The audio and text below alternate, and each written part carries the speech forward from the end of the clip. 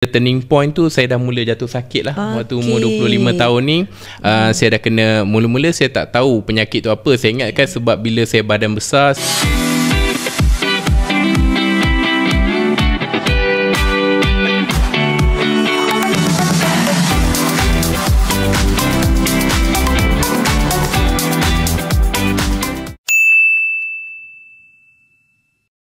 Hai semua, hari ini Kak Ji bersama Firdaus ataupun lebih dikenali dengan Coach Firdaus. So Firdaus ada your own personal journey kan? Yes, betul. Nak menguruskan berat badan dan sebagainya, right? Mungkin Firdaus boleh mulakan dengan kongsi you punya experience ataupun you punya weight loss journey. Sebenarnya saya memang dilahirkan ataupun memang lahir tu memang dah berbadan besar lah. Okay, ni mesti montel comel daripada kecil tu memang dah berbadan besar. And then saya masih ingat lagi saya punya benchmark, sebab memang dulu kita nak timbang berat badan ni, kita orang kata susah lah nak jumpa penimbang tu, kena bayar 20 sen, kena bayar RM1, ingat lah.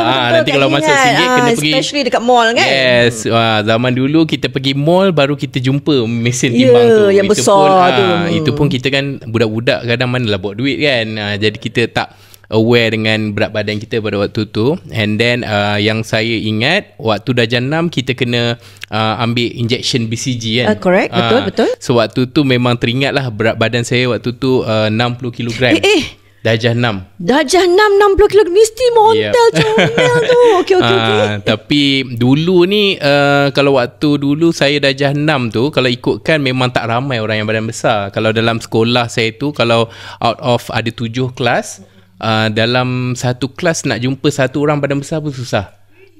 So memang orang kenali lah, memang dikenali lah saya kalau kat sekolah tu. Kalau cakap Bob ni dulu orang panggil badan orang besar. Oh ya. Badan orang besar. Kalau sekarang dah tak boleh panggil Bob, sebab kalau dulu orang badan besar je dipanggil Bob, tapi sekarang tak boleh sebab ramai orang badan besar. Jadi kalau panggil Bob, ramai sangat Bob. Menyaut, ramai yang menyaut kan.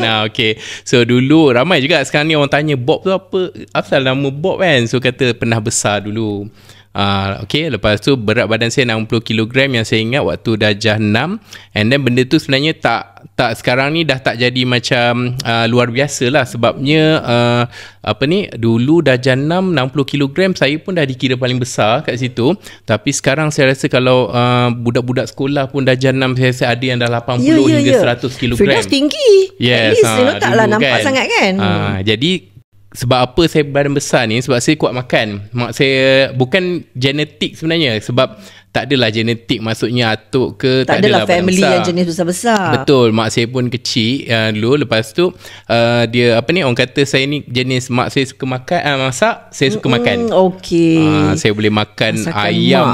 Yes, makan ayam tu orang kata boleh katakan satu hari saya boleh makan 1 ekor ayam. Allahuakbar. Saya seekor ayam, adik saya pun membesar sama dengan saya sebabkan bukan genetik.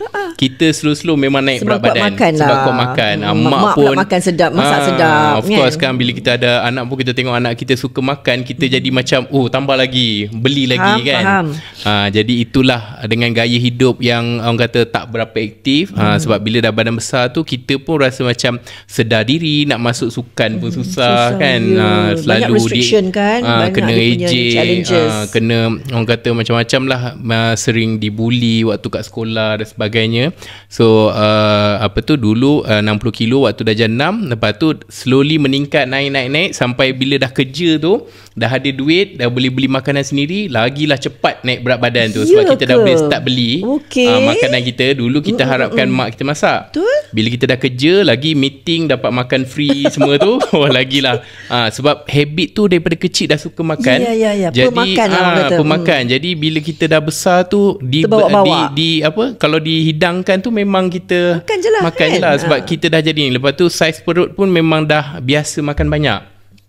Makan 5 ke 6 kali sehari. Perut tu boleh accommodate dia dah boleh ni kan. Jadi berat tu makin lama makin meningkat. Paling berat saya waktu tu 150 kilo waktu umur saya 25 tahun. Masya-Allah. Itu dah 150 kilo lah. Dah besar. Saya time tu pinggang pun dah saiz 54. Tu dia kasut susah nak cari, pakaian susah nak cari. So tu yang saya punya the highest yang paling tinggi lah. That was the peak lah. Ya, peak waktu umur saya 25 tahun. Okay, Firdaus. What was the turning point? Apa yang menyebabkan Firdaus decide to take that drastic step?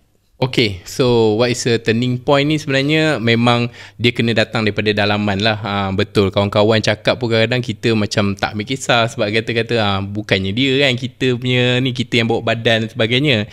Tapi benda tu datang daripada saya punya apa orang kata internal, kita panggil internal motivation lah. Satunya sebab bila badan besar ni kita tahu kita nak dapat pakaian, nak cari pakaian ni memanglah susah. Kita susah nak cari. Saya dulu pernah, kalau katakan zaman sekarang ni mungkin senang orang nak cari pakaian. Saya dulu, kalau kita tahu dekat Tesco tu ada butik Boss. Rasa pernah dengar. Yes, itu adalah big sizes. My favourite shop lah dulu. Sebab situ je boleh beli. Kalau tidak memang kena tempah. Ujung kan kedai dia. Yes, ujung. So butik Boss ni memang memberi solution lah pada waktu tu. Sebab kalau tidak saya kena pergi beli bundle. Kasut saya tu, saya sampai kena pergi Singapura untuk beli. Pada waktu tu tahun 2000 tu memang kata susah nak cari pakaian besar-besar. Kita kena beli yang daripada luar negara. Sebab kaki orang luar negara ni dia besar kan, kena pergi uptown, kena pergi bundle dan sebagainya. 11-12 satu kan? Yes, 12-13. Oh, 12-13. 12-13 saya kasut kan. Macam sekarang saya tengok dah banyak lah.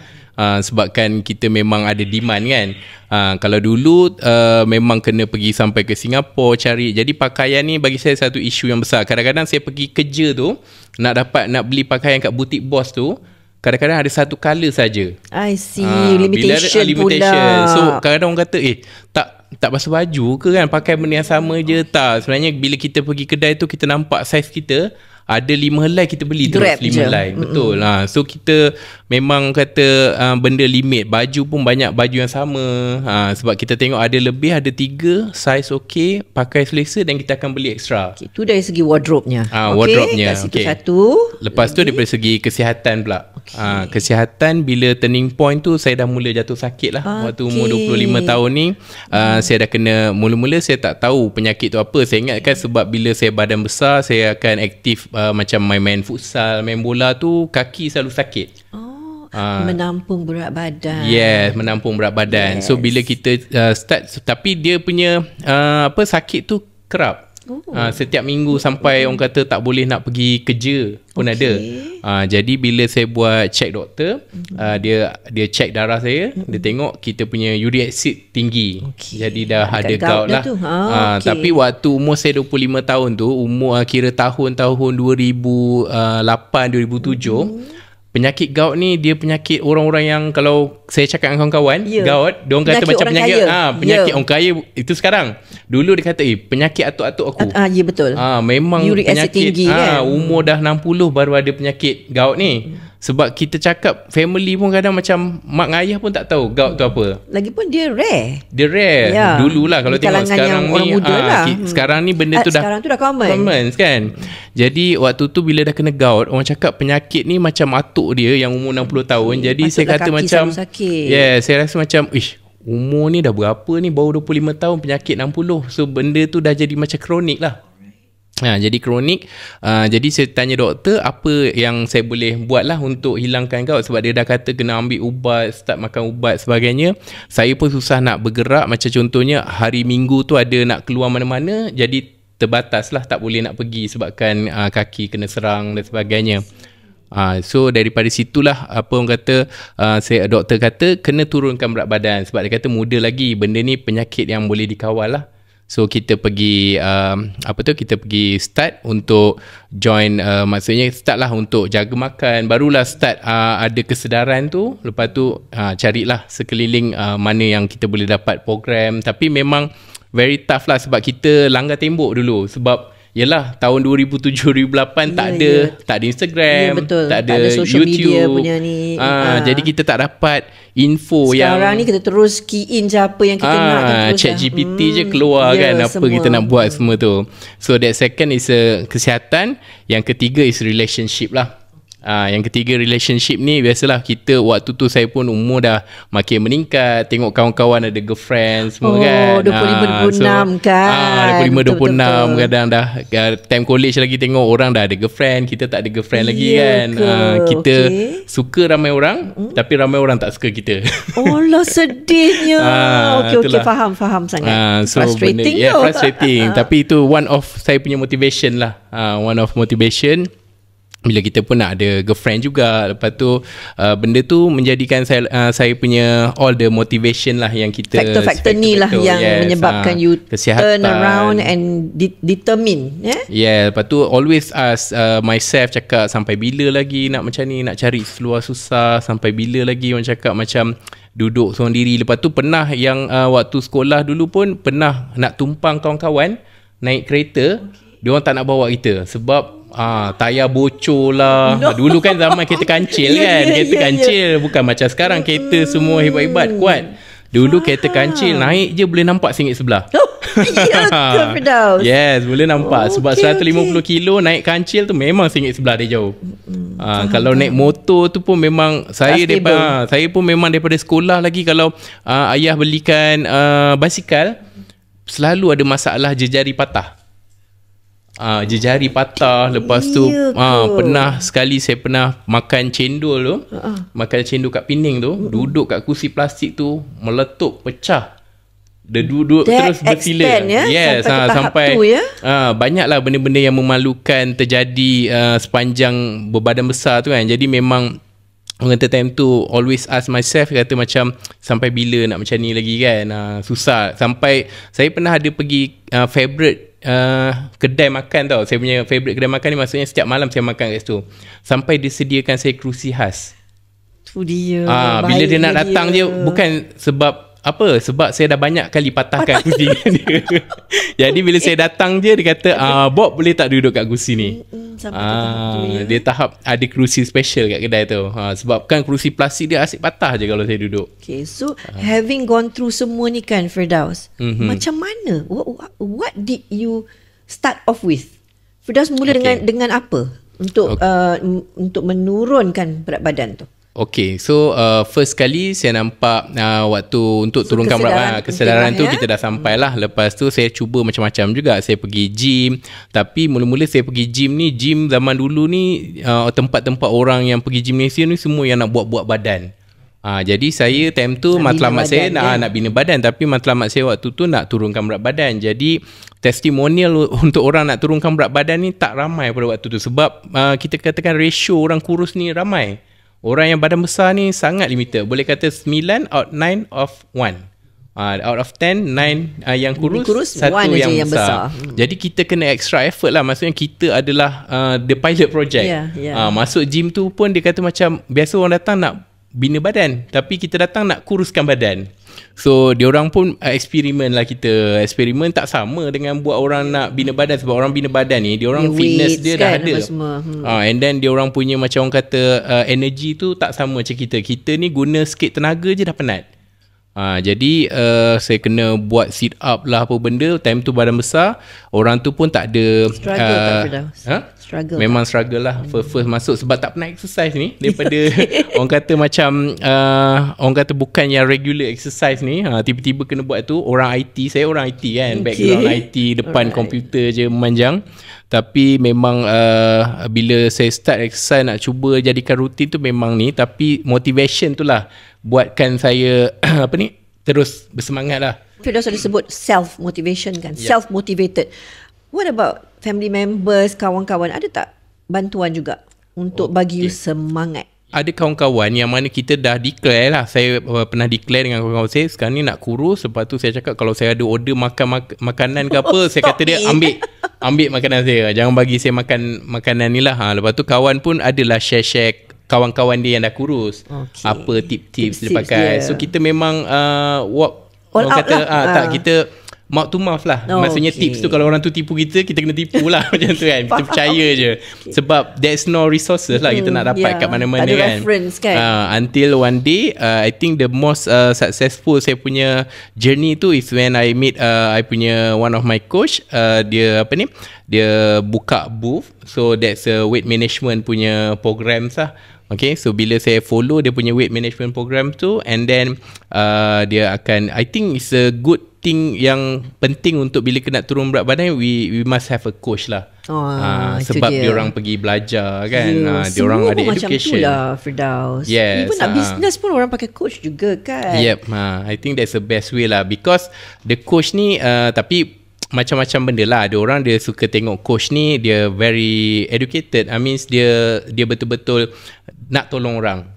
Sebab ada separuh coach kadang-kadang mungkin coach ni dia mengejarkan duit semata-mata, commercial kan daripada ni. Tapi for me I orang kata bersyukur lah, grateful jumpa yang genuine, coach yang memang betul-betul nak tengok kita sihat, kita transform. So and then I go through the journey, and then yang paling important the coach ambil berat badan kita. So monitor lah progress. Yes, progress kita. So every week monitor, and then provide a meal plan, and then plan nak makan apa, and then just do regular exercise je, just walking. Actually just walking setiap hari buat 30 to 40 minutes walk, and then slowly orang kata bila badan dah makin kecil, so increase the intensity lah, naikkan intensity tu.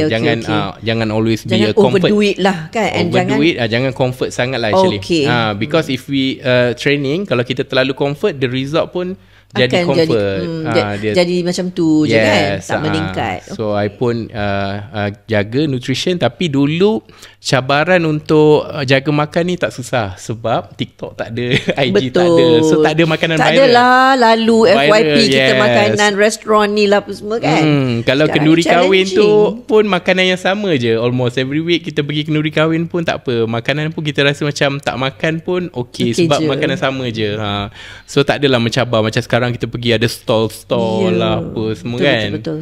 Very challenging lah. Even now kita tengok makanan viral tu nampak macam tak pernah makan ni, nak juga rasa kan, nak try juga kan.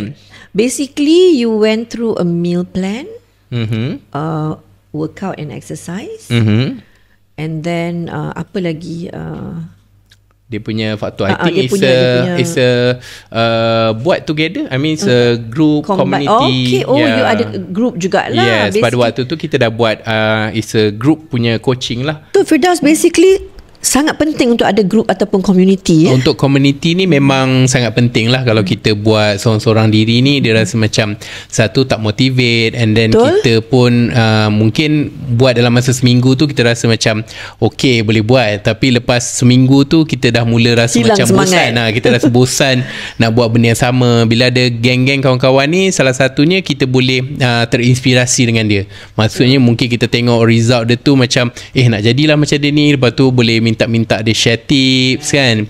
Lepas tu kalau kita buat beramai-ramai ni, kita tak rasa penat. Betul. Kalau seorang-seorang kadang-kadang boleh lose team kan? Lose ya. Zaman sekarang ni penting. Lagi satu, bila kita dapat bercakap dengan orang, kita dapat kurangkan kita punya stress. Kita rasa release sikit kan. Kadang bila kita bercakap, bila kita pendam, banyak sangat pendam, kita pening kepala kan, kita rasa stress. So bila dapat bercakap, berkawan dengan orang baru, benda tu salah satu selain daripada inspirasi, motivasi mungkin daripada cerita kawan-kawan, sharing dan juga, kan? Dan yang ketiga tu, kita dapat kawan-kawan baru. Benda tu boleh releasekan kita punya stress lah. Sangat membantu sangat membantu. So community tu penting lah. Daripada 150 kg tu, lama mana yang coach ambil untuk achieve your ideal weight? Saya daripada 150 kilo, paling rendah saya dah pernah berjaya turunkan sebanyak 88 kilo. Wow. Okay, so hampir almost hampir satu orang. Macam kalau saya kurang hilang 60 kilogram, so satu manusia yang 60 kilogram saya dah ada, saya punya clone dah. Banyak tu, Masya Allah. How long that? So saya ambil masa dalam masa 11 bulan, actually 1 year lah. Tak lama tapi bila kita tengok katakan daripada segi angka tu, 1 tahun memang nampak macam satu kan, sikit je. Tapi kalau kita convert kepada hari, 365 hari, you have to be discipline. Maksudnya kita memang kena hari-hari tak boleh makan benda yang over calorie, must be always on deficit punya kalori. Lepas tu tengok makanan ni kena pantang, makanan tu kena pantang, exercise kena buat hari-hari. So ibarat macam kita duduk dalam jail, Orang kalau kita tanya orang dalam jail 3 bulan dia rasa sangat lama sebab tak boleh pegang phone, Satu tak boleh hari pun ni. rasa macam lama kan. To be memang betul-betul disiplin tu memang satu benda yang ni, tapi is good because kalau kita tengok worth it. For lepas tu kita punya pergerakan jadi laju, kesihatan improve. Kalau dulu memang saya ni selalu kena macam yelah kita ada border darah tinggi semua tu, kita memang selalu demam, kerap demam, lepas tu kalau penyakit kena gout dan sebagainya. So bila kita dah immune system kan. Yes, bila kita dah turunkan berat badan tu, one of the thing yang saya kata worth tu daripada segi kesihatan. So alhamdulillah memang kalau saya dah maintain lebih daripada 10 tahun, kalau ikutkan COVID hari tu baru rasa balik macam mana demam tu. Really lama kita tak ada rasa demam because of badan kita rasa sihat. Betul. Kita jadi kuat imun badan. So benda tu bagi saya, kesihatan tu memang kekayaan lah. Kita boleh bekerja dengan baik kan, mental health. So benda tu bagi saya tak boleh dibeli dengan wang ringgit lah. Sangat penting ialah komitmen, disiplin kita tu. Lagi lepas tu satu, kita mesti kena berkawan dengan komuniti yang betul lah. Back to community lah ya. Back to the community to support system tu. Support system. So apakah di antara cabaran yang paling besar? Okey, dalam setahun tu kalau dulu tu cabaran dia tak adalah begitu besar berbanding dengan cabaran zaman sekarang ni. Sebab sekarang ni kalau buka social media tu tengok makanan yang hebat-hebat. Kadang-kadang kita tak beli pun orang lain beli, kita merasa juga terpaksa ambil kalori dia kan. Okey, so memang cabaran dia satu yang saya nampak sekarang ni lah, daripada segi masa. Kita punya traffic semakin jam. Saya dulu bekerja senang, kita naik motor je dekat dengan rumah. Jadi sebenarnya time tu is very important, crucial lah sekarang ni. Sebab ada orang dia kata dia bukan tak nak bersenam, walaupun benda tu dia nampak macam excuse, tapi in the reality-nya memang time tu sangat-sangat sikit tight, Lepas tu kalau katakan dia bersenam juga kat rumah 20 minit, susah dia nak dapat calorie burn yang tinggi. Betul. So macam mana pun dia orang kena jaga pemakanan tu 80% lah. So if dia tak boleh sacrifice untuk bersenam ambil masa yang lama, jadi dia kena betul-betul jaga makan tu. Tak boleh simply yelah tengok-tengok makanan viral dia kena puasa lah. Itu saya nampak cabaran sekarang lah, orang tak ada masa. And then satu lagi tadi makanan mencabar. Di mana-mana saja sekarang ni makanan memang banyak lah. Betul. Itu antara saya nampak cabaran lah. Cabaran saya dulu mungkin dari segi orang keliling tu kan banyak yang kurus-kurus. So diorang not dalam you lah. Susah lah nak support saya pun, sebab diorang pun macam makan tapi tak naik berat badan kan. Orang dulu-dulu ni memang banyak yang kurus. Jadi cabaran saya waktu tu, saya tak ada satu blueprint ataupun benchmark yang saya rasa macam orang ni boleh buat, kita boleh buat. Kita sangat sikit lah waktu tu. Tak ada inspirasi daripada orang lain, experience orang, sharing orang tu tak ada. So saya punya cabaran waktu tu, kita macam langgar tembok je. Buat sendiri, buat je lah, cuba trial and error. Tapi jadi pun Alhamdulillah. Alhamdulillah benda tu. So kalau Coach Firdaus adalah satu pesanan kepada mereka kat luar sana yang betul-betul ingin mengurangkan berat badan, what would it be? First kali macam sekarang ni, kalau boleh dapatkanlah coach ataupun orang yang boleh guide kita tu yang dah ada experience, especially kalau dia pernah turunkan berat badan. Kalau dia tak ada experience pun, mungkin kita boleh tengok dia dah berjaya menurunkan ramai orang result. So it's a proven coaching lah. Okay, so dapatkan coach yang betul, because kalau kita tak ada coach ni, nanti jadi macam saya, kita langgar-langgar tembok je, cuba-cuba ni. Lepas tu bila dah ada coach tu, kita dah set kita punya goal tu, kita mesti disiplin lah. Itu yang penting. Sebab kalau kita ada plan bagus macam mana pun, beli meal plan, beli coach, bayar coach, tapi kita tak hadir, kita tak show up, no point. So kita mesti adalah seorang yang menggerakkan plan tersebut, action plan. Dan the last one, bila kita buat action plan, macam saya cakap, kalau seorang-seorang boring, then connect pula dengan kita punya community tu, to get support, to get consistency dan sebagainya. So 3 benda tu is very important lah, elemen. Even kalau sekarang ni pun saya nak masuk apa-apa sports ataupun saya ada new goal, so what I do first, kita research apa plan kita nak buat, get the the right coach yang pernah experience all the thing. And the third one, saya akan connect duduk dalam community tu supaya saya tak lost the track. Vibes dia pun right vibes ya, positifnya push. So very simple flow saja sebenarnya, tapi difficult to do. Decide tu yang susah. Nak buat decision, keputusan whether you want or betul. I think itu penting kan, coach kita dah tahu formula dia. Formula dia komitmen, disiplin, cari coach yang baik, cari community. Tapi nak make that move, itu yang susah. Betul tak? Buat keputusan. Buat keputusan untuk yes, I'm gonna do it. Itu yang I think itu yang paling susah. Dan saya gunakan tagline ni juga, enough is enough.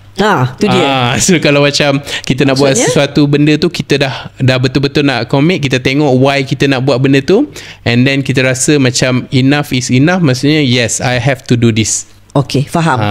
Enough is enough. I'm done with this, so I'm going to move on. Okay, faham. Kita ucapkan terima kasih kepada Coach Firdaus. So maybe kita akan jumpa lagi Coach dengan topik yang lain. Terima kasih Coach Firdaus. Thank you.